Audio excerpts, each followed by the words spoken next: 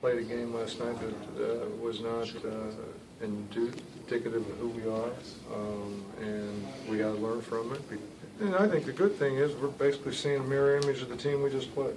So we know what we have to do to combat the troubles that we had yesterday. Is it the ball movement? Yeah, ball movement's terrible. No, hey, our defense, our offense put our defense in too much of a bind. Overall, I think I can't get a good. You can't get a good judge of what your half-court defense is when you're scrambling. You know, when you have 20 turnovers that are live ball turnovers, that they're on a 3-on-2 or a 4-on-2 situation, I can't grade how good your defense is. You're scrambling around. So we didn't give our defense an opportunity really to set itself. You know, 31 points you give up off your turnovers. You're not going to beat. I doubt if you can win a game with 31 points given up. So that's where it really lied in, just to start with. You know, they're a good team. Good teams force you to move the ball, and if you're not willing to move it, you're going to have bad turnovers like we did.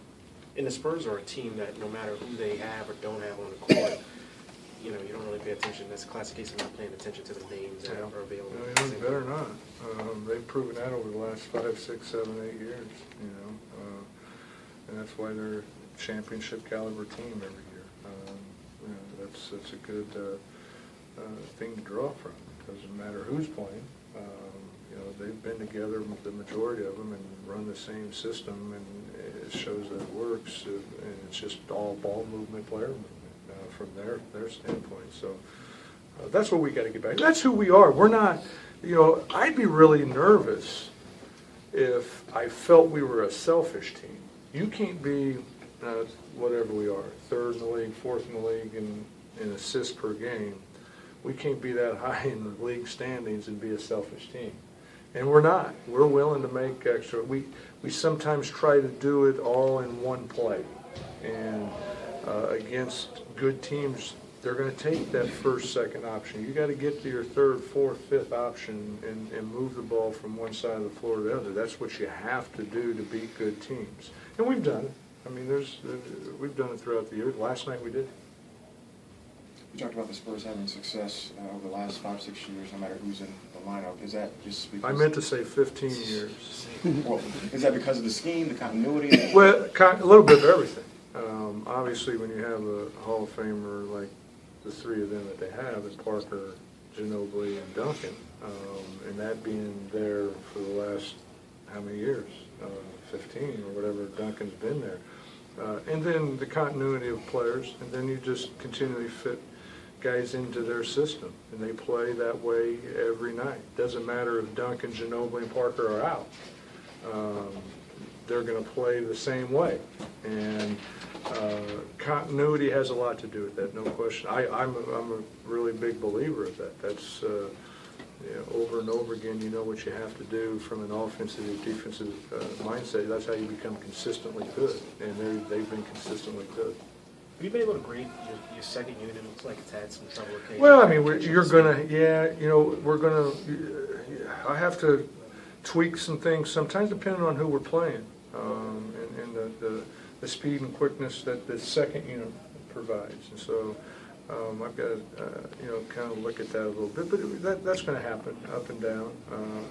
I'm still got great confidence in our bench. Our bench has been a big help for us this year, and you know, we got to get them to be in the strong play that they've had for us. That gives our first unit the opportunity to be rested and coming down the stretch. Coach, you talked about the continuity for San Antonio and sort of how they've done it. What do you make of what they've done over the last 15 years and sort of what they represent, what they mean to this league? Yeah, I love it. I think it's, you know, it's if you're a basketball purist, I mean, they kind of are what, you know, you dream about in terms of the ball movement and player movement, and it doesn't matter who's there, and Pop has done a great job with that. That's he's going to be right there with them as in the Hall of Fame with what he's done there with his time, and I think it's you know, you see a lot of you see a lot of teams trying to formulate play like what San Antonio does. It's a copycat league. It's no different than football or baseball. Something's going good. You know, the West Coast offense, I think that's what it's called, isn't it? How many people went to that when it was successful? So that's who they are. I think it's, you know, remarkable. You know, I think every year somebody, and I know Charles Barkley does it every year, saying, well, they're too old now. And they, I think, won 3 or 4 since he said they're too old. Your team's one of the best three-point teams, shooting percentage in the league, but you take one of the amount of fewest. Is that so? How do you explain that, or is that something you try to work on? Or is You know, you take what the defense gives you, is what I kind of say, and our opportunities, I think we look to take them.